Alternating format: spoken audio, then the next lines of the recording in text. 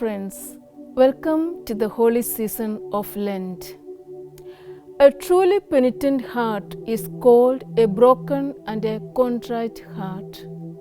It pours out before God the diseased and perilous stuff, pent up and festering within, expels the destructive power lodged in it, and opens it to the reception of the divine grace. And we see in the scripture, in the book of Joel chapter 2 verse 13, urging us, rend your heart and not your garments. Return to the Lord your God, for he is gracious and compassionate, slow to anger and abounding in love, and he relents from sending calamity.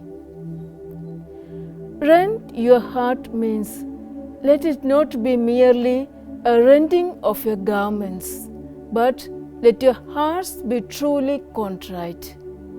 Merely external worship and hypocritical pretensions will only cause God to meet us with heavier judgments. For he is gracious. We have a God who is good and benevolent in his own nature, who is merciful and forgiving. He is slow to anger. He is not easily provoked to punish because he is gracious and merciful. He is of great kindness, exuberant goodness to everyone who returns to him. He relents from sending calamity. He is ever ready to change his purpose to destroy when he finds the culprit willing to be saved. This is a beautiful portrayal of our God, dear friends. In the story of the prodigal son, we see when the father saw the son coming, he ran to the son and embraced him. A father who is ready to welcome, a father who is waiting to see. Friends, God is waiting to see you. If you return to what you have left, then you will restore what you have lost in life. The Bible says concerning the prodigal son, when he was a great way off, his father had compassion, ran, fell on his neck and kissed him. Why? Because his relationship was not based on the mere disposition of the life of the son, but the value the father gives to his son as his own, his happiness at the return of his son. The truth is, you are not beyond the reach of God's grace, so your future can be greater than your past. When you think about the things his father gave him that day, you realize the significance of each item. The robe that confirmed his identity as a son once again. The ring. This was a signet ring with the family seal that gave him back authority to do business in his father's name. The shoes. Household servants never wore shoes. Only family members did. He returned home thinking the best he could hope for was the job in the servants' quarters. But his father not only restored his identity and authority, he restored him to full sonship in the family. The word for you today is come back to God. The father, he threw a party.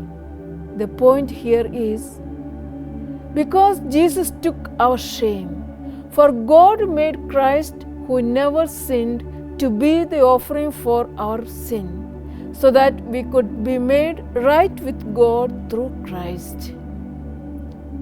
The son never thought that leaving the father's house would cause him lose all the comforts. You can't leave righteousness, the father's house. It may not be too late that you will begin to feel what you have given up. You cannot leave the farm behind and expect the produce, friends. The only way to get back what you have lost is by going back to what you have left behind. There are certain principles that work in every area of our life. You cannot leave God and have a blessed life in Him. You cannot leave the principle, prayer, meditation, forgiveness, exercise, and enjoy a blissful life. You cannot betray your neighbor and enjoy their hospitality in times of need. You cannot ignore your friend in need and count on him in your helplessness. Our life operates on certain principles, friends. You cannot leave back the essential values, the relationships, the bond with your Creator and settle down for a prosperous and happy life. One cannot ignore the commandments of God and look forward to prosperity and long life. We cannot replace God's will in life with our personal whims and fancies. The prodigal son lost his dignity, property, privileges, belongings, dignity, and produce. His living status is brought down, having to nurture himself with the animal feed. It is very difficult for us to understand what we are about to lose unless we have really lost it at times. Through the downfalls of our living conditions, friends, God sends a wake-up call to tell us that we have lost all these things.